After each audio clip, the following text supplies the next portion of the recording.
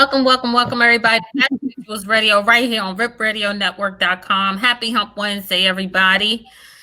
We're still under quarantine life. That's all I can really say. True. Hopefully, you all are surviving. The summer is kicking in, and you gotta do what you gotta do this summer. I'm sorry. I mean, not every place may be open, but at least enjoy the sun and the outdoors. I'm sorry that the lighting is like in my face right now. I thought I closed all my blinds, but hey. I thought you're doing this mood lighting thing or trying to get a photo shoot. No, like I closed all my blinds and it's still kind of peeking through. As you can see, the shadow over here. You can tell the blinds are closed. Reminds me of like a late 80s, scene, a music video where someone's contemplating about life and all that stuff. I know, right? I feel like that. Can You Stand the Rain? New Edition. Yes. Walking in the Rain. OG. Mm-hmm. OJ. I'm sorry. OJ. I saw you. Oh my goodness. I'm a little turnt right now because I had to do a happy hour prior to the show. Yeah. So I'm feeling a little nice. It's one of those virtual happy hours or actual. Unfortunately, yeah. I'm still in my house clothes, so. I see. You gotta do what you gotta do, right? I'm curious about some people who do those virtual, happy hours or whatever, and they get so drunk in their own house, they'll probably wake up and it's like, how did I get it back home and all that stuff? They'll make up some excuses like, I don't know, man. That party was so lit. I don't know how I got home. And it's like, dude, we've been quarantined for 3 months. How you not know? Be like that sometimes. Oh man. My quarantine life has not been that extensive, but I'm all on board for whoever's life has been that extensive. I see. That's cool. Oh boy. How's your Hump Wednesday? It's been fine. I'm trying to prepare for your show, preparing for Thursday, preparing for Friday night because I'll be hosting game time with I lost. Yes, you lost, yes. Still salty about that. But it was fun. It was fun, right? So that's all it's about. Just having people have some fun and because this quarantine thing has been very antsy for a lot of people, and I figure it's like I want to provide fun for a lot of folks, and especially for Kiki, since you two were going at it. There was some question.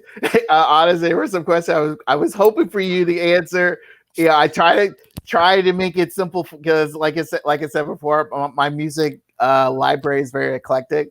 So it's mine. Yeah, so I figure it's like maybe she'll get this one, maybe she'll get that one, and I was surprised you missed out. So, but like I said, we'll bring you back on again for another game and against another opponent and see how that goes. Very worthy opponent. She did beat me.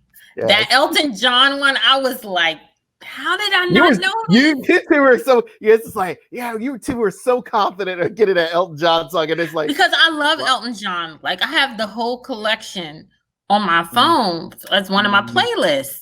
And I'm like, how did I not know this? Like, and it's been bothering me all weekend. And it's been thinking about it. It's The Candle in the Wind. Mm-hmm. I was like, how can I not know this song? Yes. All those clues and you still can't get it. It was unfortunate, but it is what it is. So well, we'll see what happens next time you're on. So I know. Unfortunately. Yeah. But all right, what you got going on today? How was your week? How has your week been starting? How has it been ending? Mine's been fine. Like I said, it's I have the house to myself again because my roommate keeps going to other places. So better be careful. Hey, that's a whole nother story. Um, so I get, so buddy helps me get a chance to again cook and enjoy my food the way I want to enjoy it, and watch a lot of shows. I've watched so much television, or it's like I'm on the last season of Devious Maids. This is my second time watching the show. I love that show. I really wish it had one Devious more season. Maids. Devious Maids. It is. They Eva Longoria executive produced it, and Yeah. so That like one. after Okay. yeah, so and those are a couple of years after she finished Desperate Housewives, and she made this. When I first saw the first season, I was not only laughing my butt off because some of the commentary on the show, the dialogue and stuff like it, but it was so intriguing with the mystery and all that stuff. It was a telenovela that, if you mind you, if you don't understand Spanish, this was a good sample of what a telenovela is, and it was so good. Susan Lucci was in it, and it was funny to see her. She made a fun of herself in a sense. It was just so funny, and I really enjoyed the show. And like I said, I wish it had maybe one more season, but unfortunately. And then there was like a whole bunch of other shows I've been binge watching and movies and stuff like that. So it's in addition to getting myself prepared for your show and getting guests, I hopefully will bring it there.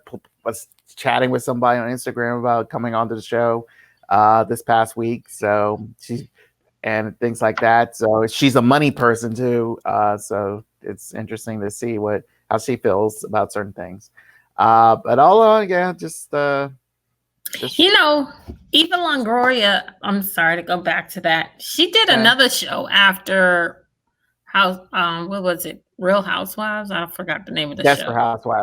Desperate Housewives. She did another show. And one of the actresses that was with her was the woman who was in one of Tyler Perry's movies as well. I cannot remember the name of that show, but it was actually really good. I only think they did 2 seasons, actually.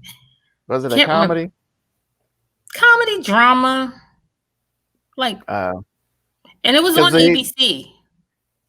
There's the one show I remember after Desperate House, not Desperate House, after Devious Maids, she was surprised enough the title was telenovela, because she played a telenovela actress, and she basically was about the whole behind the scenes of the show and dealing with her friends, her her co-workers and all that stuff. I love that show, and NBC dropped the ball on that by not picking it up again for another season. So it's sad. There's some good shows out there that you binge, and it's only had one or 2 seasons. You figure like, no, I need more, because the way everything was progressing, it looked like it deserves more. But the way television is, that it's a lot of executives are not. It's not like it was back in the 70s. I've seen bad shows that had like lengthy runs, which made no sense. But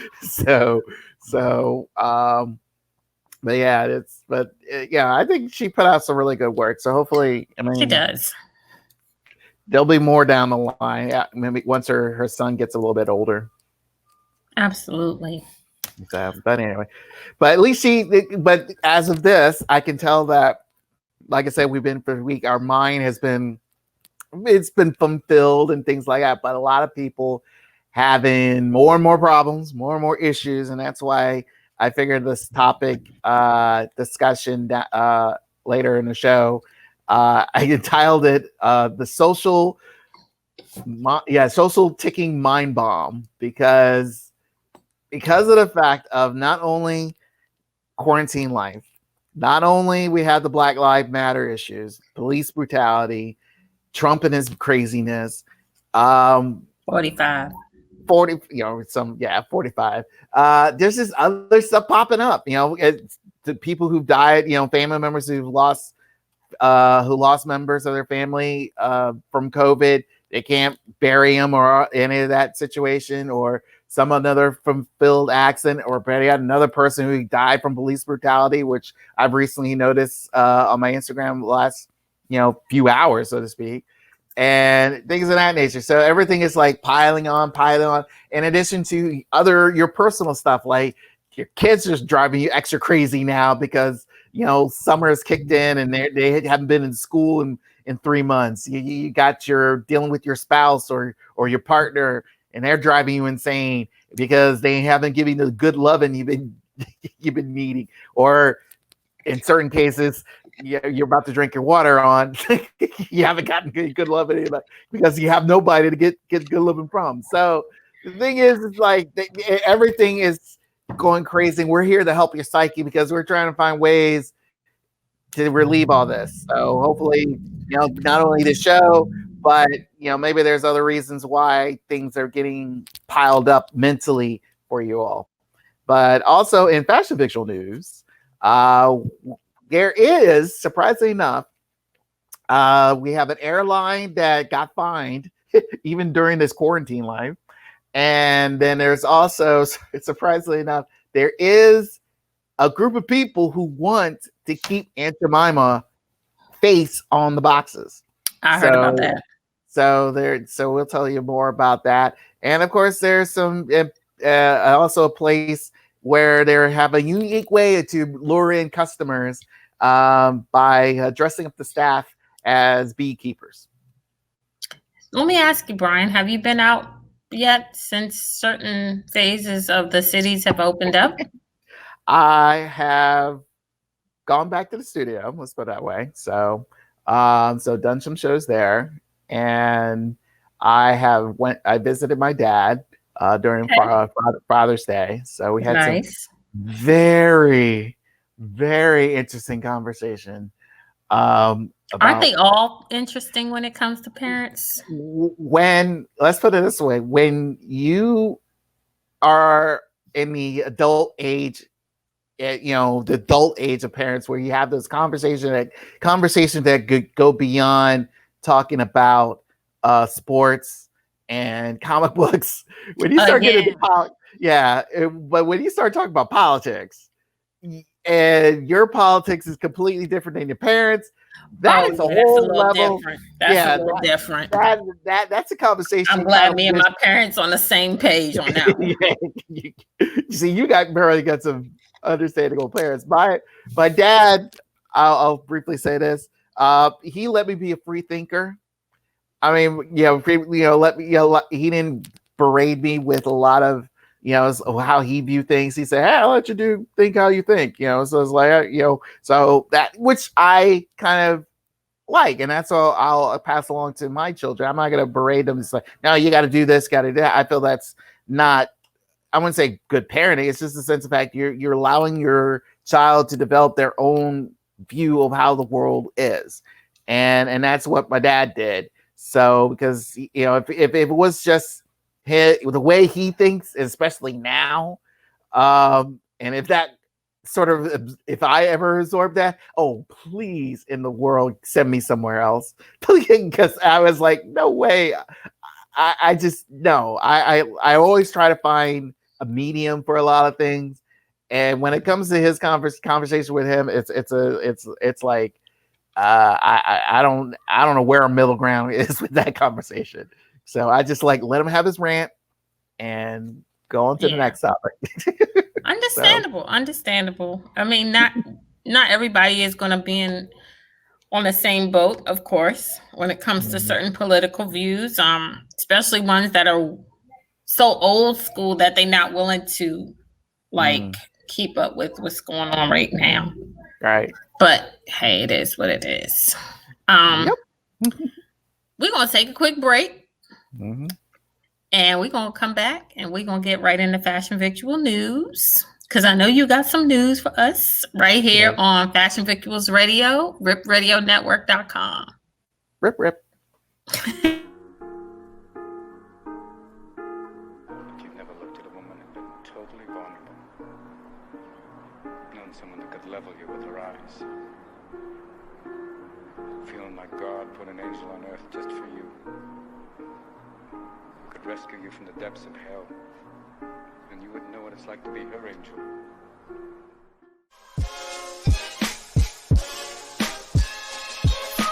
Baby, let your hair up and ride with the speakers. Cause girl, you're so fine, you get a rise out the preachers. My pen got soul like supplies for them teachers. Tell the world, act right, they got eyes, have they seen ya?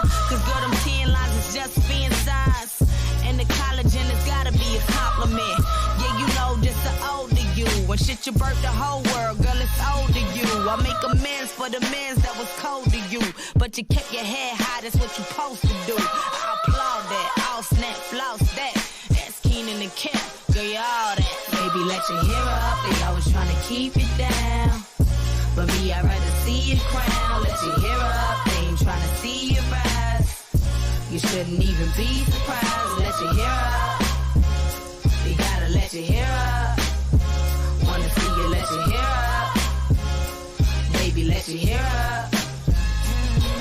Use a bad man, my jam on my oldies tip. Is that ass from Alaska? You the coldest bitch. I just wanna see you last, so I made you smile. Love the way you call the shots, you was made to dial. Tell them, come again, got them stuttering.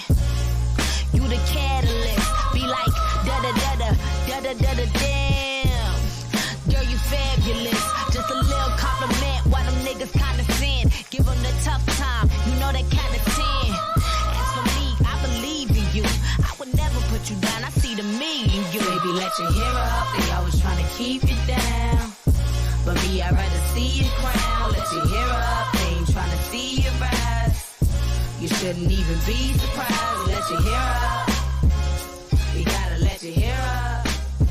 Wanna see you let your hair up.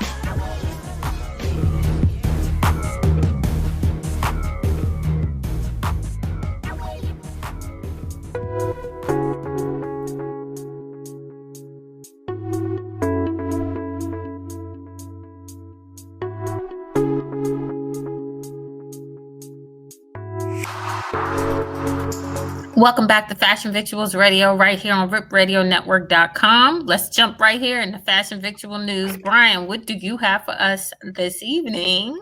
All right. What do I have? Oh, yeah. I forgot. Wait, before you start, that song made me want to go and pull my whole afro out. It won't be an afro, but it'll fall. But just still, like, I like that song. That was dope. I like it. Okay, cool. Again, it was another one from Monet Neo. So Okay. I've been, she's even though these are older songs, which is kind of funny, but it still has some substance and sustainability. But anyway, speaking of sustainability, as we all know, Quaker Oats formally made the announcement that they will be removing and rebranding the Aunt Jemima brand, which features the happy, smiling Black woman that has been seen for years. But the company felt that due to today's social climate, they felt that historical image was in need of a change. But to some people, they feel like, hold on a minute. One of the ladies to be seen when they did live promotion was this lady here, Anna Short Harrington. She was one of the few who, like I said, was a spokesperson as Aunt Jemima. And well, her great-grandson, Lornell Evans Sr., is making a strong pitch to have the Aunt Jemima image to remain up. He states this. He states that this is an injustice for me and my family. This is part of my history. Continues, the racism they talk about using images from slavery that comes from the other side, white people. And finishes off, this company profits off images of our slavery, and their answer is to erase my great-grandmother's history. In addition to this person, there's another spokeswoman by the name of Lillian Richard. She was a spokesperson during the 40s and 50s era. And she was able to not only brand herself as Aunt Jemima and up to a big success, she was also able to promote her hometown and was named as the pancake capital of Texas. and the home of Aunt Jemima. And a family historian stated this: I wish we could take a breath and not get rid of everything, because good or bad, it is our history. So the real debate now is like, okay, I've kind of questioned about Aunt Jemima. When I heard that Aunt Jemima was coming off the shelves, and some of those pictures I took because they were still, some of the product was still up there, but I heard that, my sister, when I visited my sister over the weekend, she mentioned the fact that some of the Aunt Jemima packages and syrups were all gone. But to me, it's like, I mean, mind you, you changed the image. You made her look like a nice, happy housewife, and because I was about to say that Aunt Jemima image is not what I'm accustomed to seeing. Right. So, and I felt like I just felt like maybe you're saying like the name, the history, but then again, it's like you put out there, especially these women here, and there's been a list of women who was portrayed as Aunt Jemima during their live promotional campaigns. One was featured at a Disneyland a long time ago. And the thing is like, even though there's a very sick, sad, negative imagery, but then again, these women, it was a job. It gave them notoriety. It gave them financial stability for their family at the time. I mean, they made a negative into a positive. And I felt like, especially when, Quaker Oats, and they decided to, change the look from being, having a bandana on her head and all that stuff, saying mammy all the time, to, like I said, a housewife. She's looking like a housewife. I felt like, it's like, okay, good. You show her in a more positive light. You're putting a positive spin on it. And I felt like, I would say continue. I just don't see the negativity of that compared to a statue of losers all over the country. So I don't see the problem here. Oh, you have problems? No, it's just the fact that, I mean, I get it. This has been a part of our historical history for a very, very, very long time, but it depicts us as what we used to be. Like, we used to be the nurse, we used to be the nanny, we used to be the babysitter, we used to be the housemaid, we used to be the cook.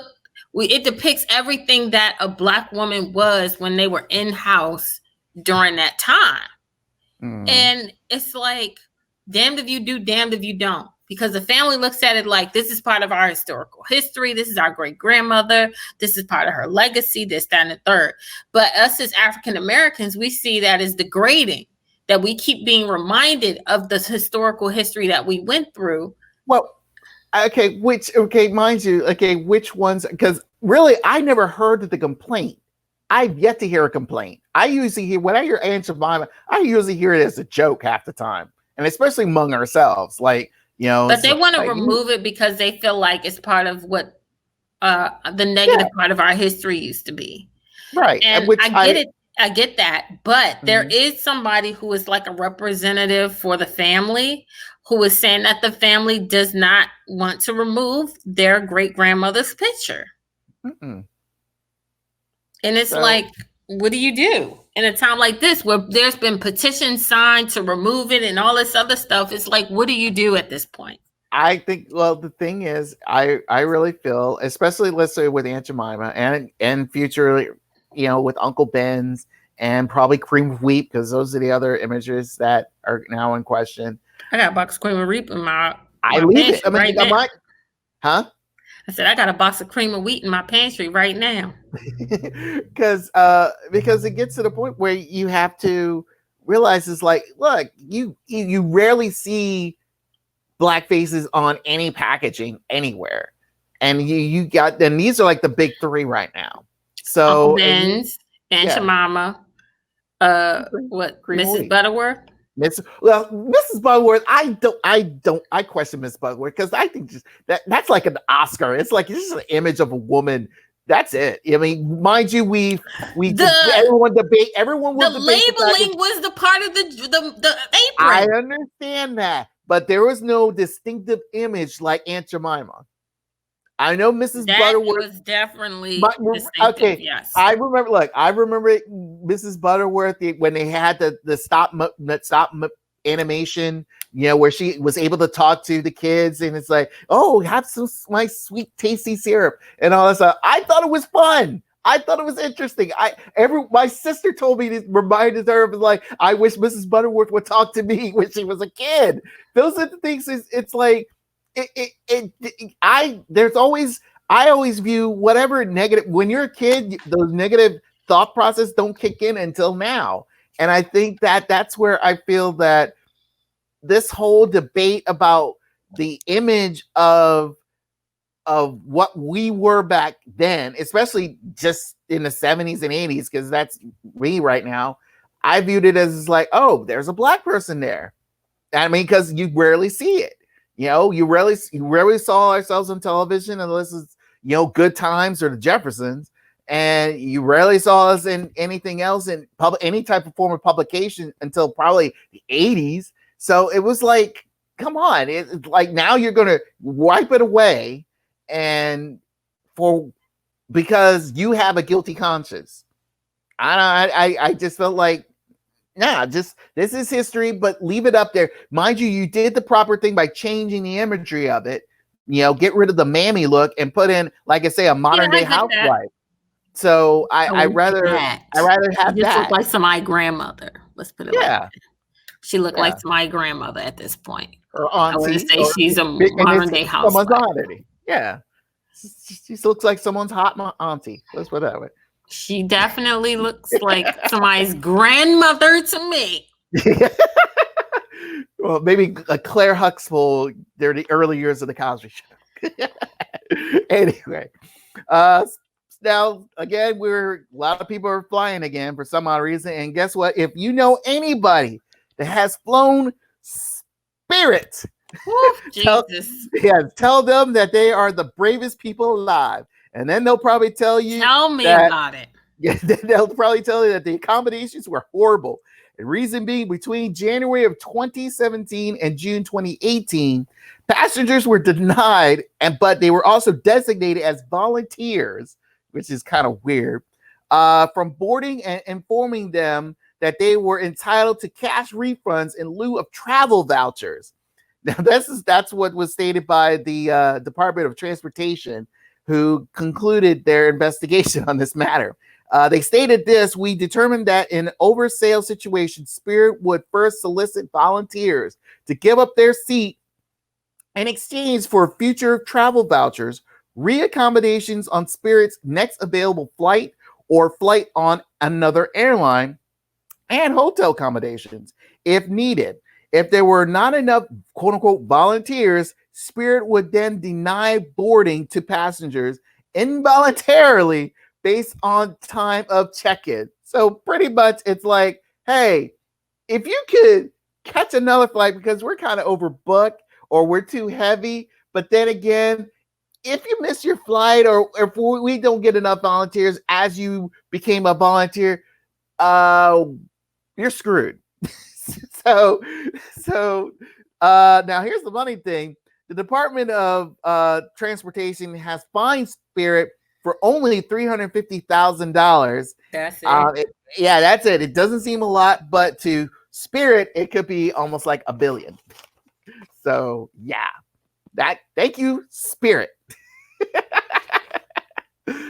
My mom rode Spirit once, and she said that was the most craziest flight she ever had. When Spirit first started, maybe a year or two after it first ramped up, I flew Spirit, and I said, I vowed to myself, I will never get on another plane like this ever again. I literally felt like I was on Soul Plane, and I was being for real. Oh, gosh. They were waiting for hells I'll get on a Spirit airline again. And you know what's funny? The only airlines that go to Vegas from here without connecting flight is Spirit and Southwest. That's why I take Southwest. At least I get decent miles out Exactly. Of it. Hell, and I get free beverages. Like I get vouchers. But my thing is Spirit though, and the thing is Spirit does red eyes. That's another thing. So it's like, damn, if you want to leave Vegas late, The only red eye you can take is Spirit. Mm-hmm. So they got the whole from East to West Coast thing locked down right now. But the shit feel like you on a bus that has a time frame. That's what it feel like. Yeah, well, speaking of Vegas, now, like you're going to be interested in this story. Many, if you're flying into Vegas, if you're going to fly into Vegas, one place or let's say one building may be renamed because due to the fact that the name that you see here, it is the Clark County McCarran. Thank you, McCarran Las Vegas International Airport, which is named after former U.S. Senator Patrick McCarran, who held the job for 20 years back in beginning in 1933. Now, the airport, like I said, was ceremoniously named after him, but the Clark County Commission has not been a fan of the name due to the fact that McCarran was a racist, anti-Semite, and a xenophobe. The commissioner, Tick Surgerbaum, stated this: "We are a multicultural, multi-ethnic city, and for our airport to be named after a racist, anti-Semite, and other things is just not. It's just unacceptable." So, Surgerbaum has been proposing for the name change since 2017, but he feels that there's now strong support now for change, and if so, he would like the name to be changed to honor Harry Reid, who was a U.S. Senator from 1987 to 2017. So hopefully we may see a name change at your Vegas airport or maybe something else. My thing is this with naming things, and to me, especially after politicians, I would say stop. I mean, I know full well they probably unless they full-fledged historical change within your state or within the country. I still to this day don't know why you name Washington National Airport to Ronald Reagan Airport. You got a library. You already got a library. I don't need an airport named after him. I really don't.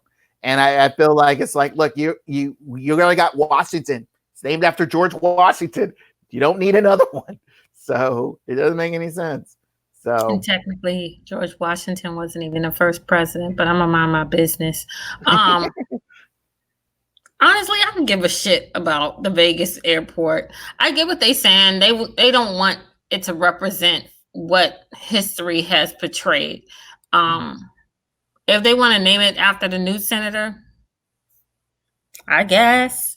I always call it the Vegas airport anyway. So I don't call it McCarran at all. I just say I'm in Vegas. The damn thing says "Welcome to Las Vegas" in big bold letters. Yeah, Las Vegas International Airport. There you go. Yeah, just leave it as it is. I don't need to be honoring somebody else, unless there's some reason connection to it. And I feel like aim it after a senator that no one probably knows about makes no sense. But the thing is, we don't live in Las Vegas, Nevada. So that particular senator may be important to them. No. But people who don't live in that city can care less. Right. True. But like I said, if you're an international airport, you're bringing in people and you feel like Las Vegas International Airport. Yeah, I mean, just leave it at that. You don't need to, name it after somebody who no one knows about, or better yet, you're like, unless it's like JFK. Everyone knows who JFK is. I don't know who LaGuardia is. I know it's named after somebody, but everyone, hey, take me to LaGuardia. It's like, and then that's a nasty airport, man. Yeah, unless you get a history lesson from a cabbie. I don't know who LaGuardia is, but I don't know. O'Hare I was Airport. about to say O'Hare Airport. Yeah. That's another one. Yeah. But I mean, here in Baltimore, we read it, the BWI was renamed to Thurgood Marshall. Thurgood Marshall. It's a little different. Yeah. I quite even question that. It's like, you already got BWI. I don't need BWI or Thurgood Marshall Airport at BWI. It's like you're making this long name out of nothing. No. See, at the end of the day, all that matters is the goddamn code you have to put in the system in order to know what airport you're going to, whether it's IAD, IDA, BWI, LAS, LAX. That's all you need to fucking know. That's it. So, good to know. Anyway, now, just as let's say we end with this, just as many bars and eating places are reopening, they are trying to find new ways to to lure in crowds. And you see here on the corner, that's Ocean City with their nice little moving tire tables right there. Oh my God. So, but there is this one spot in London, England, Mr. Fogg's, as you can see here, looks like the ambience would be perfectly inviting for people. They got a nice flowery opening, and inside it's very, very chic to me, or posh, since we're in London town. But they designed to go up a notch, as they say, when the owners dressed up in beekeeper gear to promote the seriousness of their safety measures. Now, keep this in mind. It may have seemed like a publicity stunt, but they are making all the staff to wear beekeeper gear during their shift. You can tip your beekeeping bartenders next week on July 4th when they reopen. So that would be an interesting sight to see if you ever in London town. So I wouldn't mind going in there just to check out the beekeeping bartenders or the bartending beekeepers. So it depends on how you think. But again, this is I mean, as even though things are slowly opening up and we still continue to hear reports of COVID spiked here, COVID spiked there. I mean, a lot of the restaurants have taken extreme measures to make sure that their establishment is up to par for not only for carry out but also to eat in. And I mean, if they got to do a whole bunch of bells and whistles just to have you come in to eat in their place, so be it. So I mean, they'll do anything and everything to try to make everything work right. Agreed. And I feel like Ocean City, Lord, I don't know who in Sam Hill came up with that concept of looking like you're a fucking bumper car. Hey, but keep your 6 feet. It's bumping off 6 feet. That's all you need to do. So I know the owner of the network, our good Trump. I know he's been there several times. Actually, I think he was there a couple months ago. He got in the tire. I think he did. I think he mentioned he did, but I'm probably mistaken. But he but I think he did see some people in him. That's funny.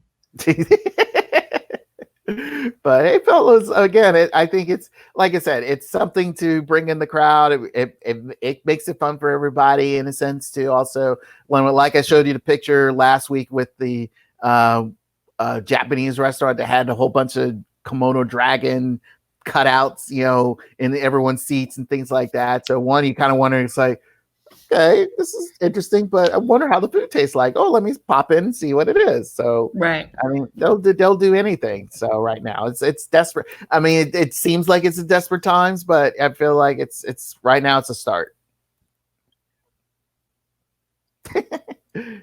I guess. Yes, but that is Fast Victual News, though. All right. Thank you, Brian. We're going to take a quick break and we're going to come back. We're going to get into the main topic of the evening right here on Fashion Victuals Radio, right here on RipRadioNetwork.com.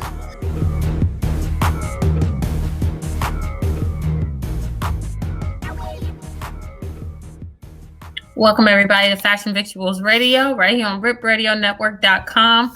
Let's get into the main topic of discussion tonight, which is pretty much a mental health check for a lot of people who have been going through quarantine.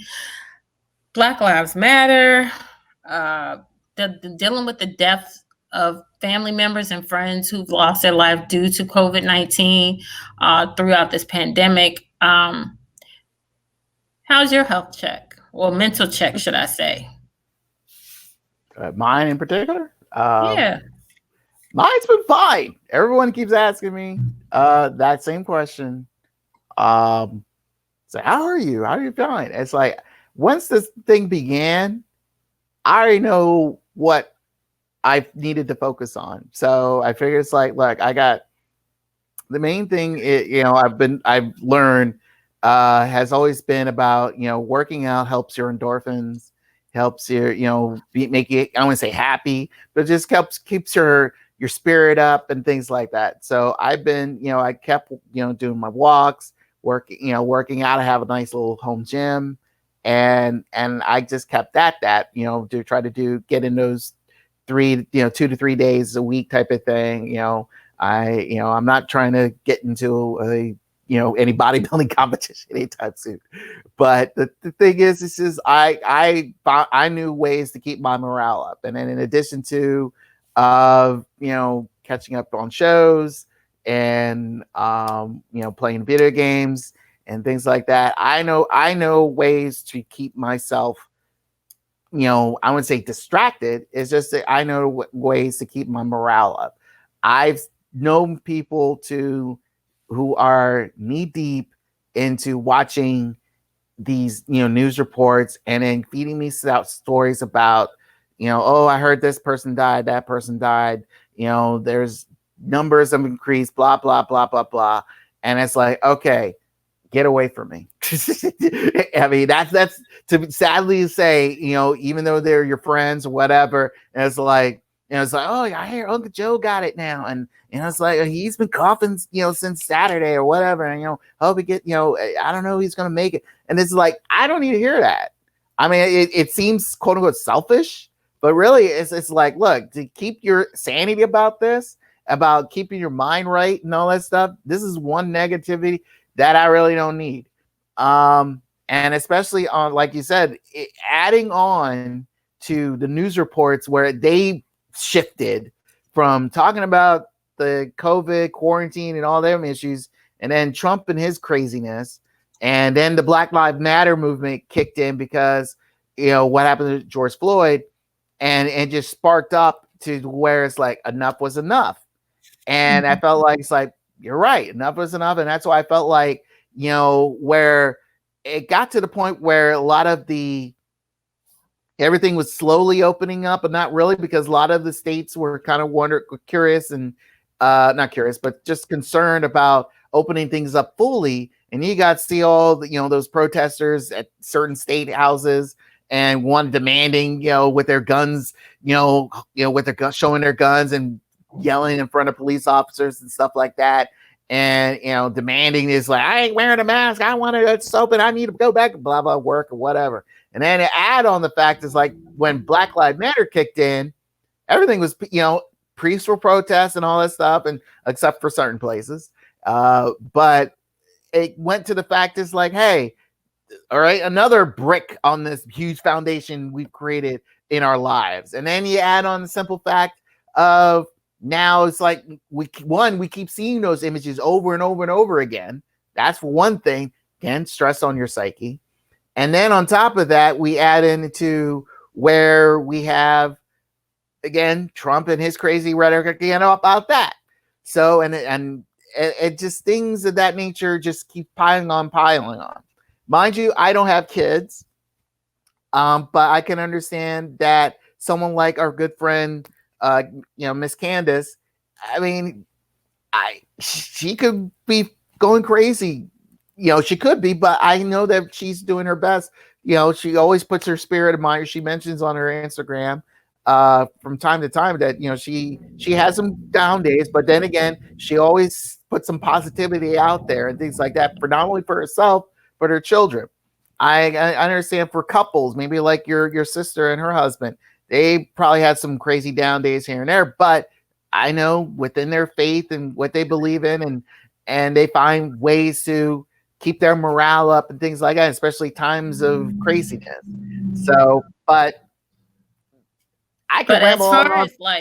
As far as like you and I, yes, single, no kids, never been married, quarantine life right now. It kind of plays a a role with your mental health check in a certain way. And I mean, like you said that before all this happened, you kind of prepared yourself for it. How do you think that you prepared yourself for a pandemic? And then the fact that during a pandemic, as a Black man, you prepare to see all this racism going on television or on Instagram or on Facebook, on social media, period. Like I said, I wouldn't say distract myself. I do not try to connect myself with that. Not meaning in the sense of like, oh, I'm not a Black man. I'm not with this Black Lives Matter. No, I supported it full-heartedly because I'm getting sick and tired of it. And it's time for a whole lot of changes within the police departments across the country. What I'm saying though is it's like I'm not being consumed by it on a daily basis. I will see it, and when I on my Instagram, I'll scroll through it, see all the people I follow. They'll post something there that is in relation to it. I'll probably repost it on my thing. Just not just because of supporting the call, only supporting cause, but just in the sense of like, hey, there are people that I follow probably don't know what may have happened and things like of that nature.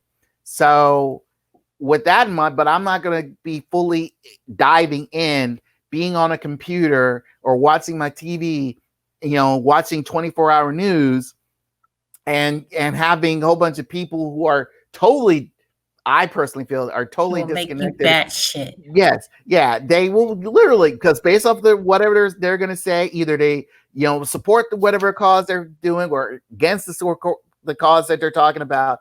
And either they'll make you mad or they'll make you go extra hard, say, yeah, let's go, and all that stuff. And it just, to me, is just like, I don't need that right now. You have to have a balance in life. If you don't, then mind you, I have family members who need, who I wouldn't say ADD, but they just have some issues where, it's like they're too afraid or they're too extreme on certain things. And something like this is like, that's concerning. And I feel like, luckily enough, finally some psychiatrists are opening up, doing virtual consultations and things like that, which has been needed. I've seen some of the commercials for their, bipolar medication, and they mentioned they had to redesign the ending where it's like, we understand these difficult times, and because they know full well it's like certain people may not be able to get medication because either they've been lost their job, another brick on this, and they're unable, their Medicare has stopped because of they lost their job and things of that nature. So there's a lot of added pressure about these things, and there's still added pressure as we're slowly coming back because no one knows how they're going to come back. No one knows, because there's still a lot of questions in these crazy times, as they say. Well, I will say this, and this is from a woman's perspective. It's hard. I'm not gonna lie, it's fucking hard right now. It's fucking hard because one, not only because the whole COVID-19 thing, as far as like it may trigger family members, it may trigger certain friends. Thankfully, thank the Lord, I have not known anybody personally who actually passed away from COVID-19. I've heard through other friends or family members outside of me who have family on the other side or whatever have you, who have had members of their family pass away from COVID-19. So I'm thankful for that. I think that it is a bit of a strain on your mental health, especially kind of being buried inside of your home by yourself for quite some time, especially when you're an extrovert, because I'm not an introvert at all. Whatsoever. I'm not an introvert. So it's been fucking hard, especially for me. I understand. And I'm a get up and go type of person. So I feel as though this has kind of been a knockdown for me. But on the upside, it had me puncture into other creative juices that I've always had, just never really had time to like focus on them. Mhm. As far as the Black Lives Matter movement, it's another hard thing to watch. Mhm. Very, very, very hard thing to watch. I know that we have lost Black women through this process, but it's really hard to see our Black men being lost through this process. I've thought about, like, what if that was my brother? What was that my father? What if it was one of my cousins? What would it be if it was one of my uncles or one of my best friends? Because I have male best friends. Like I take that and I think about that all the time, or any type of friend to me that is a man. Like I think about that. Like, wow, like what would I have done, or what could I feel, or what would I have felt if the shoe was on that foot as a Black woman? It's hard. It's really hard. Yeah. It's been hard to watch. I'm not one to watch the news anyway, so that's a plus for me. My thing is the news and the media is very depressing, and they always sugarcoat shit, or either they make shit more than what it seems. So I'm not a person to watch the news, but I'm very well aware of what's going on in my country. Social media itself puts more out there than the news does. True. Like that's how we were able to find out a lot of these things about these Black men who are getting their lives taken, or these Black women who are getting their lives taken because of social media. It damn sure ain't because of the public media. Let's be clear. There's because that it's been televised and it's been put on camera. So I think that this here is something that people really need to take a step back and think about their lifestyle and themselves. I know people had to make a lot of adjustments to their lifestyle through this process. I, for one, I had to make a life adjustment. I'm still standing, I'm still surviving, but there was a lot of life adjustments that I had to make because of COVID-19. Then not being able to see certain people in my life as often as I wanted to. It hurts. I'm very, very, very close to my niece and nephew. Even though I would try to see them still, it wasn't as often. I was like maybe once every 2 weeks because, I still didn't want to bring whatever I could be in a supermarket, or I could be in Target or Walmart. I didn't want to bring that into my siblings' home with their kids. So it was very hard for me not to be able to see my niece and nephew on a consecutive basis like I want. This thing has been it's been really hard. It's been really hard.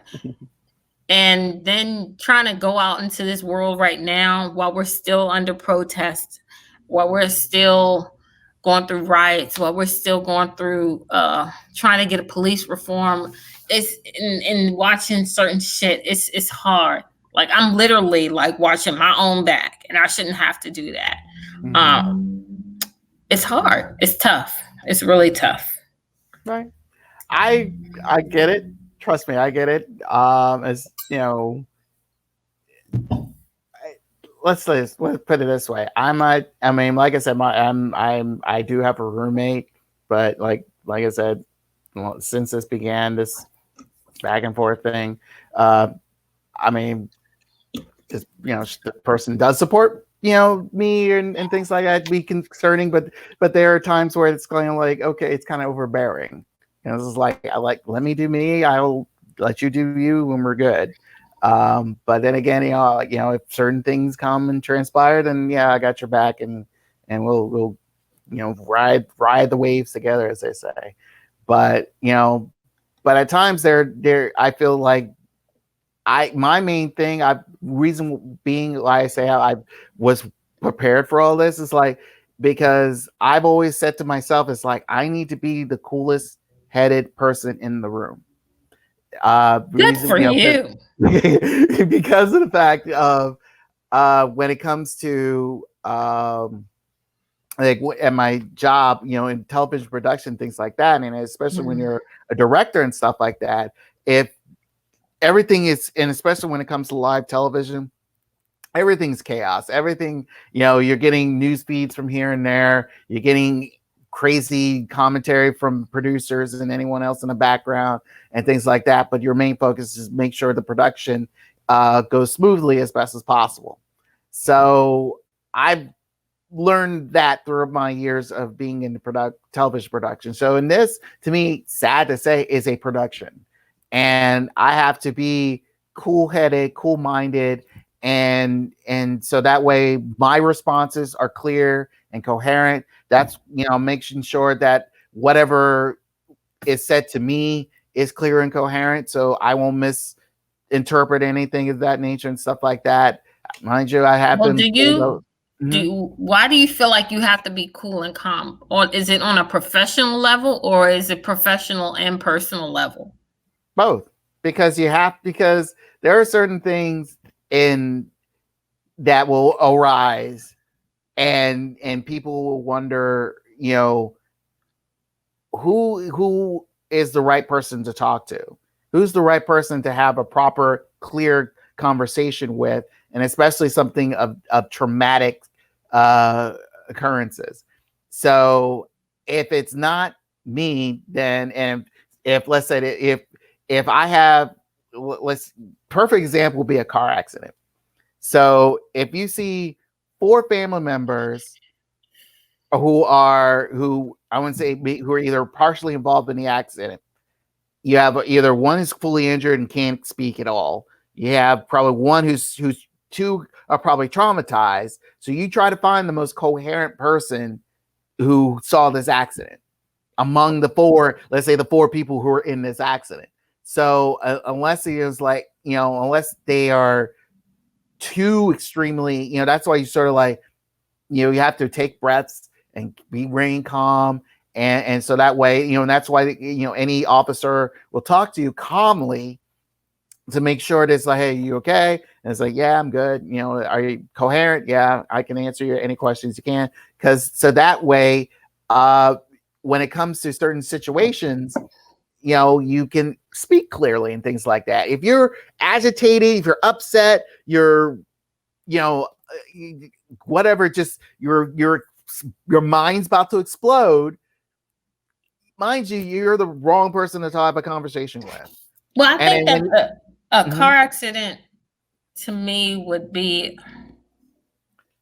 I mean, like I said, it's a car accident. Like I said, it's a small act. It's again, that seems like, to me, it's to me, I thought it's a simple to explain this.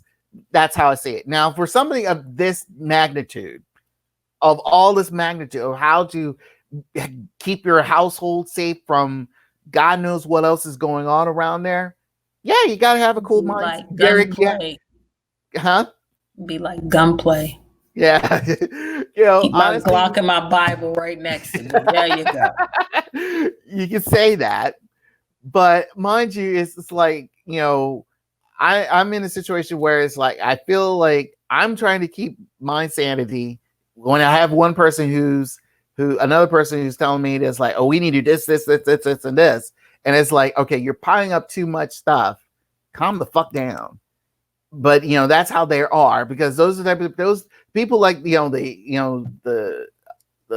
germaphobes or whatever, they feel like the world is about to end around them and all that stuff. Those type of people. It fucking is. True. You're either going to die from COVID, or you're going to die from the flu. Okay, mind you, this is where I'm talking you calmly. Calm down, Tierra. I'm calm. I'm being realistic. If none of this shit was going on. I understand it. That's the thing. It's you're making it seem like my persona makes you think that I don't give a shit what's really going on. No, I'm not saying you don't. You very well give a shit. Right. Well, that's the thing. But no, there are people the one time you can go ape shit is right now. That's what I'm saying. But here's true to form. Look, I'm not in a Beyonce Jay-Z mood. I feel look, I need to be in a cool head. My little sister, because there was a certain issue with my dad. My dad, he's has some medical problems, and she literally asked me this, why are you not calm? Why are you so calm? And yeah, because it's like, because if I freak out, I won't know what the hell to how to handle the situation. And that's the thing. I think that it seems like I'm created my own ticking time bomb within myself by being too calm. But then again, it's like, no, I'm diffusing the situation best way I know how, because when things really get hit the fan, then at least I will properly know how to handle the full situation that will come my way. I will know which direction to go to, instead of just taking some random direction that you claim that is the best one at this moment in time. So that's just me. So that's how I view things. And there are people like that. There are people who are this cool, calm, collective, have mindset, even though the world around them is just blowing up. And and I feel like, look, let me handle the situation the way I see fit. I can guide you to safety if you let me to, if you allow me to. If you want to go ape shit, fine, go be it. I'll let you do you. I just feel as though, Brian, let me tell you, out of my bunch, I am the calm, cool, collective one, outside of my baby brother. Okay. My thing is being realistic during these days and times with what's going on. It's okay to go a little ape shit. I don't have to harbor or be calm for any and everything. The only thing I got to be calm about is my goddamn self. That's it. But when it comes to certain things and certain situations, and I get it, you can be calm if you want to be. And it's not to say that you don't care. Like you said, you just need a level head to go through it. But I can still go ape shit and have a level head as well. That's what I'm saying. Well, sometimes it may get me out my situation faster than it get me in it. True. Now, again, there's some people I feel like, mind you, I haven't seen you in a particular grand situation. Be glad you haven't. Yeah. So, it would be interesting, but I've seen it firsthand with some of the people I associate myself with. And other times I kind of like, I want to take that slide step to the left, because it's like, I am not with this person. Because I feel it's like, I don't think they claim they're doing things benefit for me, but really it's like, okay, I really think you need to then shift yourself to the left. Yeah, that's what I do. And that's the one thing I could do calmly is bow out gracefully. I'm done. You're blocked. Have a nice life. Deuces. That's the one thing I can do calmly. Yeah, but one thing when he deals with individuals. When it comes to all these crazy events, it's not going anywhere anytime soon. But at least you're able to put your mind at ease by focusing on other things. I really like when September Rain was on. She created her backyard. She put her mind. It's like, hey, I'm created this backyard.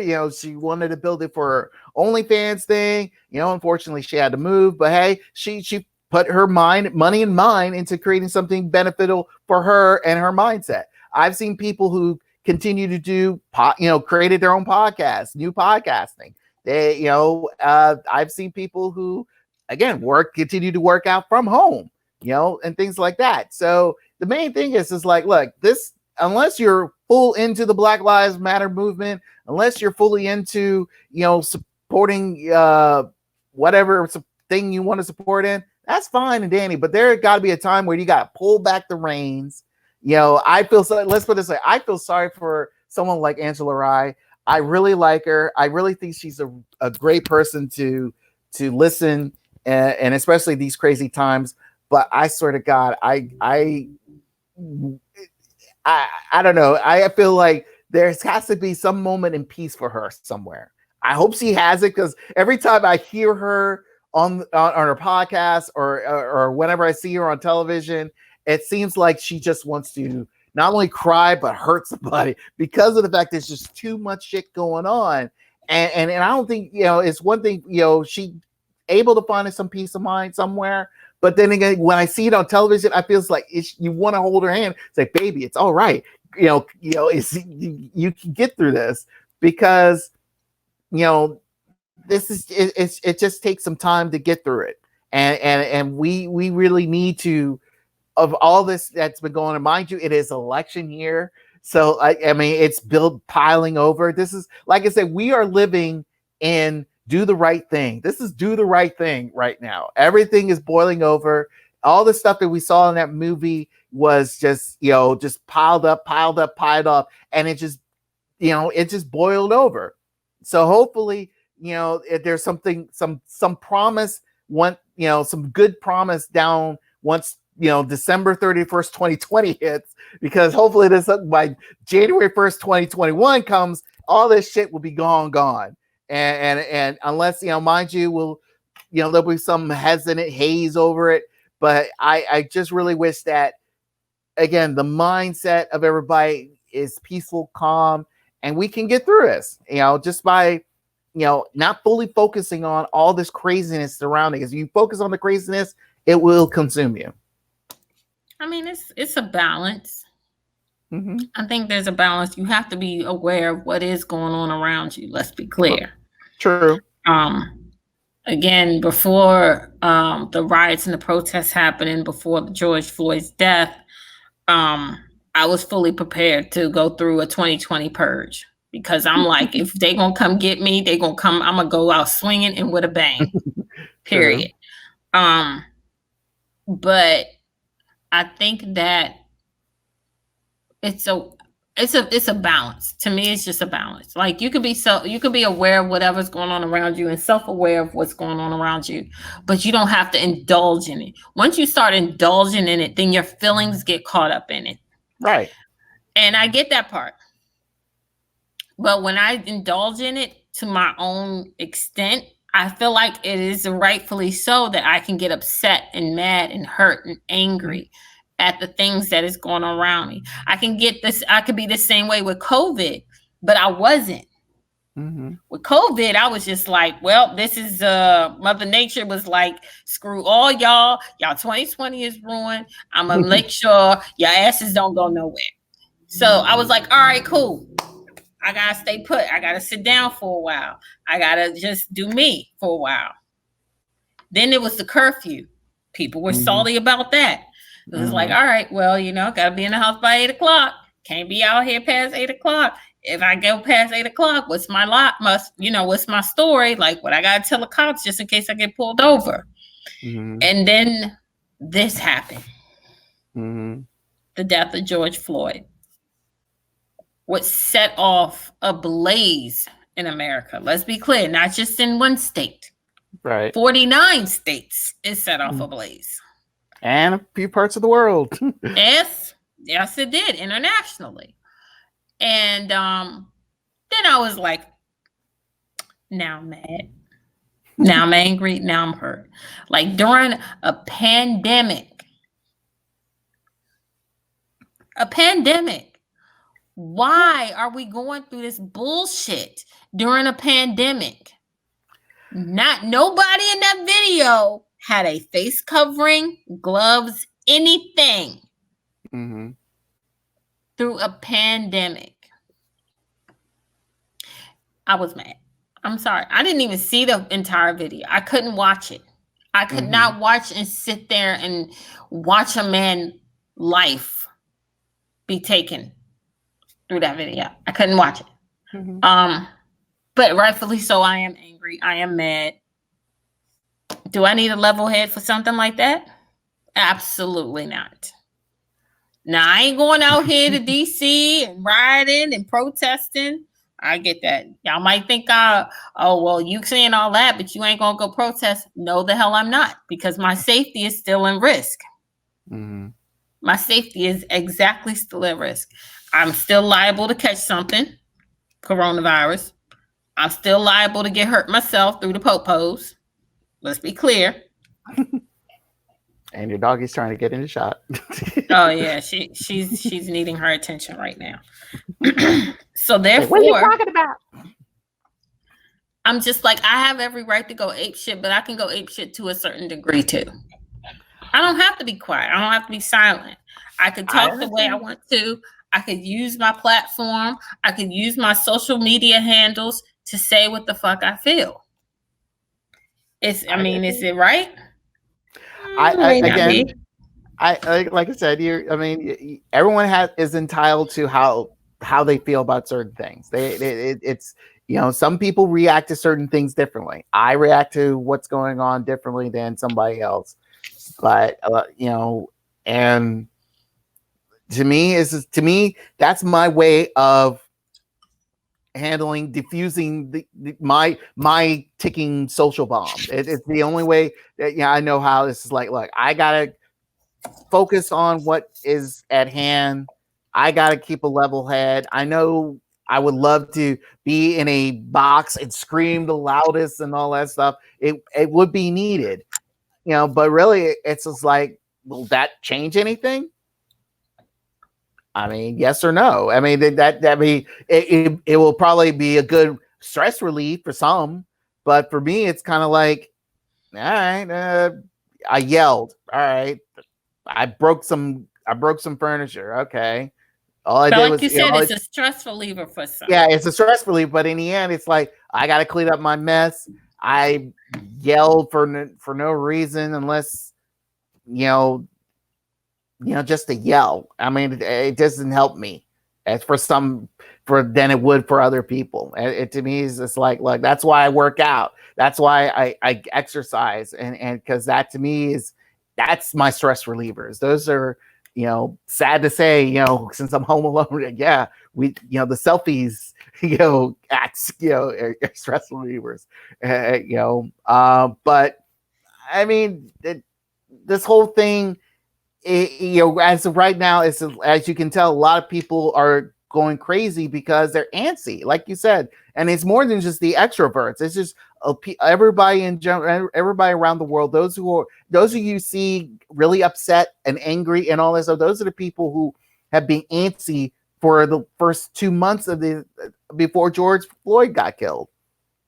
Yeah, because they wanted to get out. They want to get back into normality. It feels like, oh, this is nothing. This is all. And then we got a dumb nut who doesn't know the difference between, taking a freaking Tylenol pill and a bottle of Lysol, thinking that it will cure you. No, because, dude, you're just making things worse. And when you don't have proper information, in addition to putting out bullshit information, you're just going to make things worse for a lot of people, because again, they're going to get extra antsy to sort of, demand this. I need to get this because I need to get back to work and all that stuff. And I understand you need to get back to work, but then again, what's more important, building the economy or your life?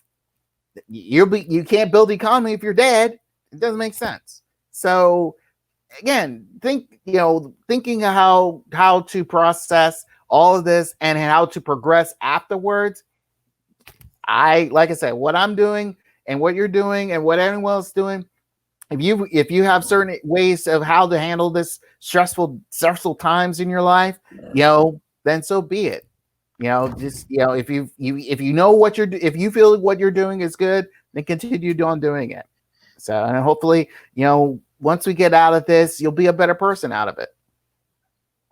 Namaste. So, but is there any shade? You got any shade left? No, I don't. I don't have any shade today. I don't. Life is what it is. I have some minor shade, some minor ones. So I think we could calm down, take a nice relax. Go ahead. I'll give you some minor shade. Let's go through the editorial shade. Right. Well, right after this.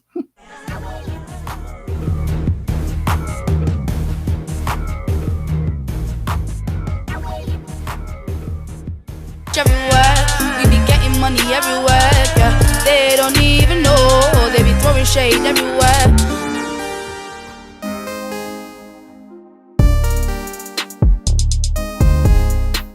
Welcome back to Fashion Victuals Radio, right here on ripradionetwork.com. Let's jump into the editorial shade, even though we don't have much time. How much? It's a little shade. Um, I don't know how. I don't know why, and I'm really getting sick and tired of promoting mediocrity. This past week, Nicki Minaj and Tekashi 6ix9ine ended up getting the #1 song in the country. Oh my God, why? Yes. Why? We should have kept that shade, Brian.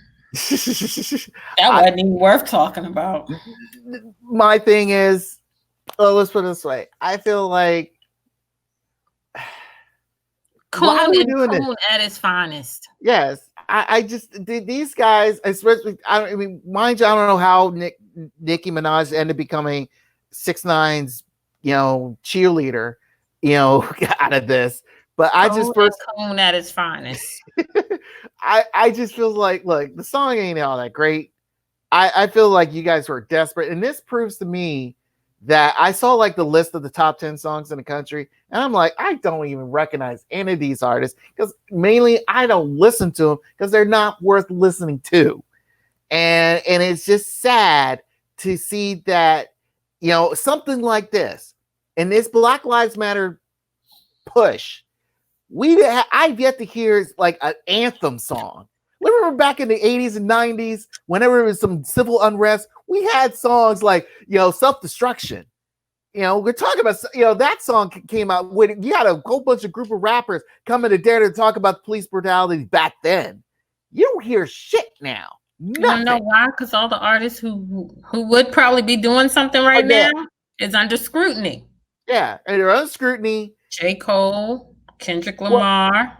But the thing is with them, it's mind you, they're doing great work. I feel like they're out in the community, they're out helping their community the best way they know how, besides being in a booth and try to take your money and all that stuff. And mind you, if they did, it would at least go to a certain cause. But any other rapper, I hear nothing. I feel like they're putting out garbage anyway, and they're quote unquote still putting out club hits and things like that. I mean, if Future put out some, something socialistic out there, I'll be surprised. But you don't hear anything from him. You don't hear any other notable artists that at this time frame to really help the mark, to help, make an anthem for the movement that is happening right now. You don't hear shit.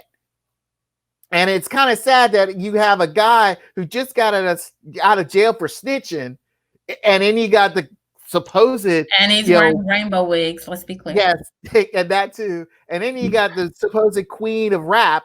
She ain't pushing out anything. Who called her the queen of rap? Well, she did a long time ago, but since she got knocked down, she called herself that. Again, nothing of relevance, nothing of interest, and you just want to put out there and say, hey, we got new music for your barbs, and that's it. I feel like this is sad. There's a lot of people out there missing a good opportunity just to make an album, make an anthem out of this situation to fully inspire people. And I ain't hearing shit. And it all because all we're getting is shit. And that's why I feel that like the music generation now, this is supposed to be Black Music Month, and I haven't heard proper decent Black music. You ain't going to. And that's the sad way. So that is my time. I relieve my time. But I'll tell you this thing. They may have terrible music. This new generation may have terrible music, but they're fearless. They're very fearless. They can be fearless all they want to, but I damn the music. They're fearless. They're angry. They're speaking out. They're doing something about it. I give them that. Yes, I do give them that. They are definitely doing. Even and no, I don't discriminate against nobody. Even the Caucasian kids are pushing back on their parents. Mm-hmm. Oh, you saw that video, right? I've seen several videos of these Caucasian teenagers who are way more hip and alert with what's going on in America and society than their own parents. Right. They doing their research. They doing their homework. They putting this out there on social media every single day. Right. They doing way more than we did when we were growing up. But the thing is, they realize. They have a different platform. Well, besides different platform, but also that they realize the fact is like, look, what we did back in the 80s or 90s, I really think because we felt like things wouldn't be this. We never thought things would get this bad. We never Why not? dreamed of that. They were that bad before. Well, they were, mind you, after the Rodney King thing, that kind of sort of like really woke everybody up a little bit, just not enough to where we are now. And I think that now it's just like the quote's been said. It's like police brutality didn't disappear. It's just being videotaped. That's all it is. So we knew it's always been there. We just now it's just. Yeah, we're just thinking about it. It's being seen on a consistent basis, and again, based off of the topic we talked about, it just keeps building up and building up, and it get annoyed with it. So that's why I felt like with the right music to energize us, to fuel us, to keep us going they don't look at music that way. That's the important thing. They look at music as a hustle, and this is something I like to do because it's fun. But this right here is totally different. Like these kids, when they heard Trayvon Martin being shot and killed, let's be honest, by somebody who wasn't even a cop, they were like 9, 10 years old. Now they like 18, 19 years old. Right. Their mindset is totally different. True. Here it is when Trayvon Martin got killed, we did protest. Let me not say we didn't, because we did protest. But we didn't take it to this extreme. No. And regardless of the music right now, at least they're coming together to try to figure out, like, I'm angry, I'm mad, I'm hurt, I'm tired of seeing this. I've been seeing this since I was a little kid, and I still got to see it again before I even become an adult. Right. I'm hurt and I'm angry. I want to do something about it.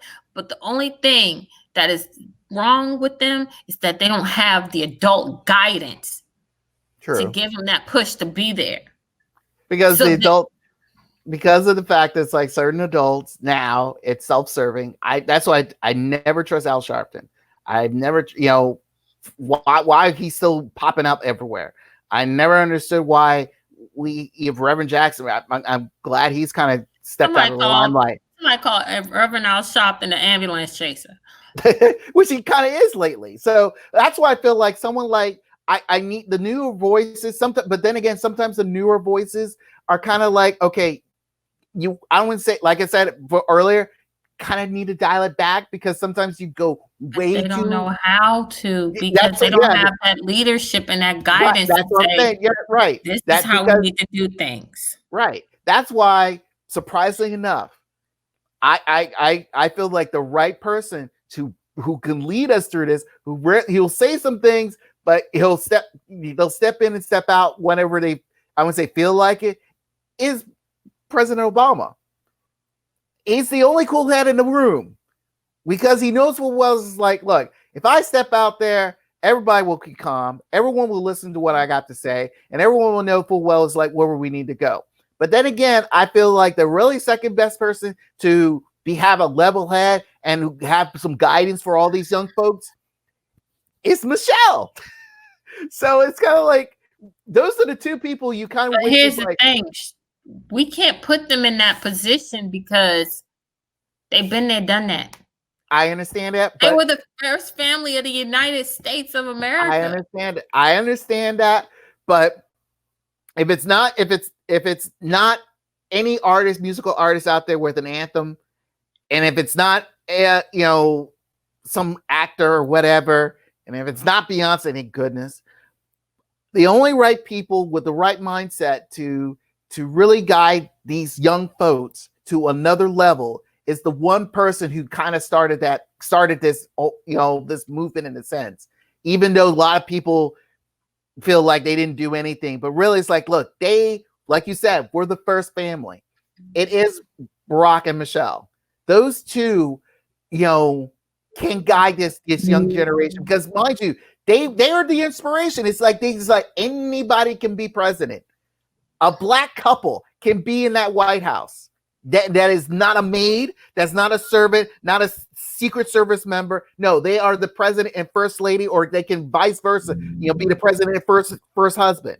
Those two are the epitome and the echelons of what they can be, and really they can be that proper voice for a lot of people. Mind you, like you said, they done that, but really it's like in a weird way, it's kind of like in Star Wars. It's like there needs to be a Luke Skywalker for Luke Skywalker still needs an Obi-Wan Kenobi to guide him and be a proper But Jedi. eventually, Luke Skywalker passed the torch to Rey.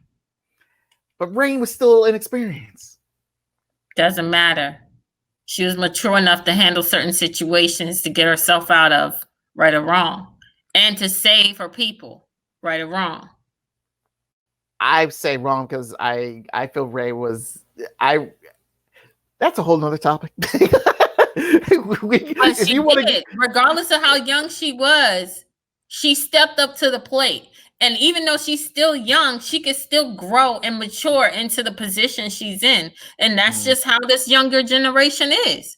They're going to end up eventually growing and maturing into the situation. They're going to look back and know that they didn't handle the protest and the riot the right way. They'll eventually look at that. Trust me, they will. They're still very young. But the fact that they even made a statement at this day and age says a lot. Yeah, and they're still making statements because they're still going out there. Which again, I commend and continue to commend them, and I hope they keep doing it until November, where we get this stuff changed and with the right people in office. Absolutely, and hopefully, we can somehow get back to semi-normal, with that aspect. But anyway, all right. We went a little bit over time today, but it was for a good reason. Hopefully everybody enjoyed the show. Like, share, comment, and subscribe to Fashion Victuals Radio on Instagram, Twitter, Facebook, YouTube, all over. And leave your comments. If you have something to say, if you feel like your voice hasn't been heard or your comments haven't been heard, please leave us comments. Until next time, everybody, have a good evening. Enjoy your Hump Wednesday. Peace. Will